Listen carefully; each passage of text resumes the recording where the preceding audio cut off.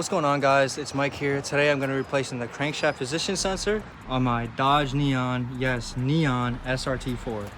It shouldn't be that hard to get to. I mean, it's underneath the intake manifold and then like behind the starter. But yeah, I'm just going to be showing you guys like my process and how I do it. And if you have another, yeah, I'm just going to be showing you guys my process. And if you have an SRT-4, you can learn from this video as well. It's really hard to actually find like some information about how to do this. I think I'm going to start it from the top, to be honest. But I got the car jacked up just in case I need to go underneath, which I probably will. But so first you want to unplug the map sensor and then the injectors. You want to move the harness out of the way.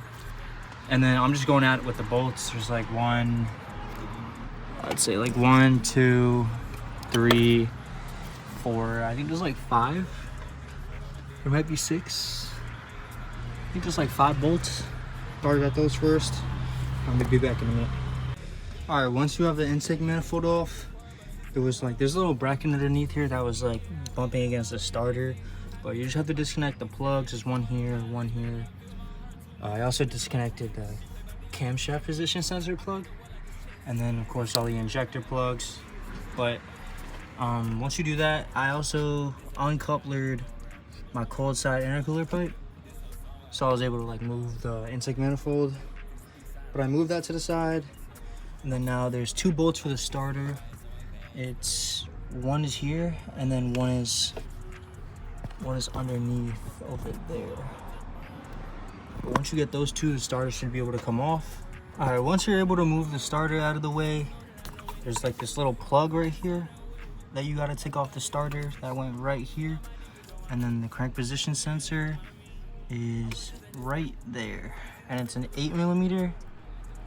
To get that bolt off and make sure nothing falls in there, of course. But yeah, 8mm, and there's a plug on it.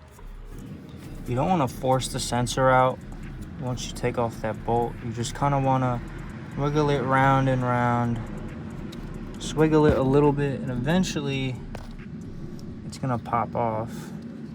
But you just want to be gentle with it. You don't want to break anything. And yep, eventually it's gonna come out. Here you are.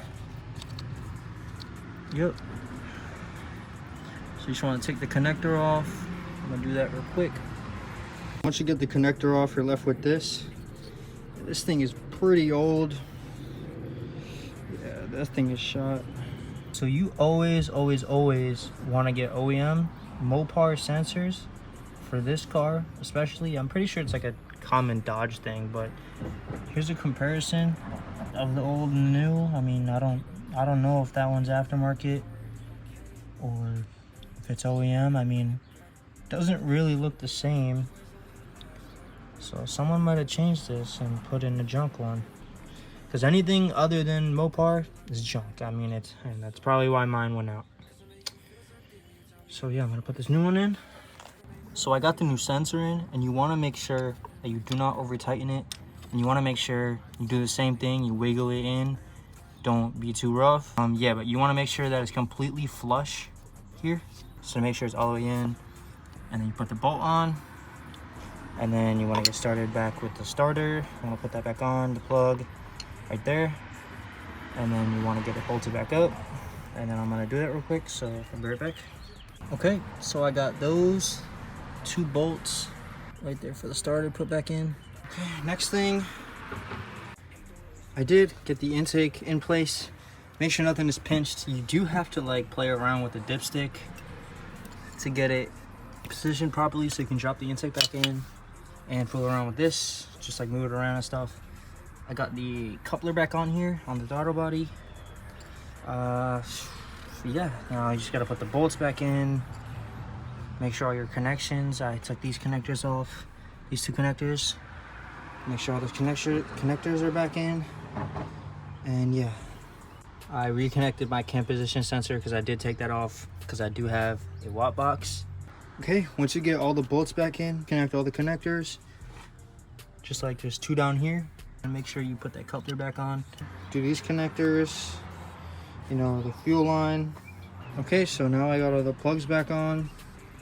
And now I just need to put the battery on, and then should be able to start it up and see how it runs.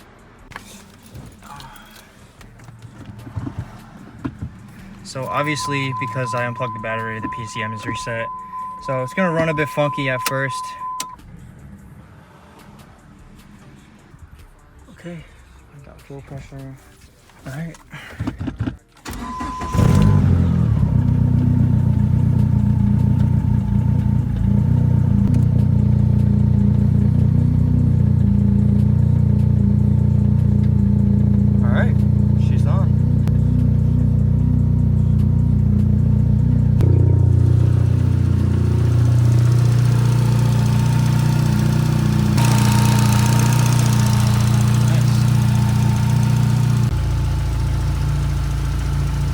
How my car sits.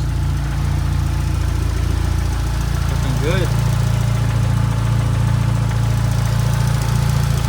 Alright guys, so that took about like 2.5 hours, 2 hours. I wasn't rushing, you know, I was just trying to take my time. You know, it's my first time replacing that sensor, so yeah, I mean, she's running good so far. I mean, I just started it up. And yeah, I hope you guys enjoy it. I hope this helped you guys out. I'm gonna do a boost leak test soon. I'll show you guys how to do that as well. But yeah, hope you guys have a good one. Stay tuned for more. Peace out, y'all.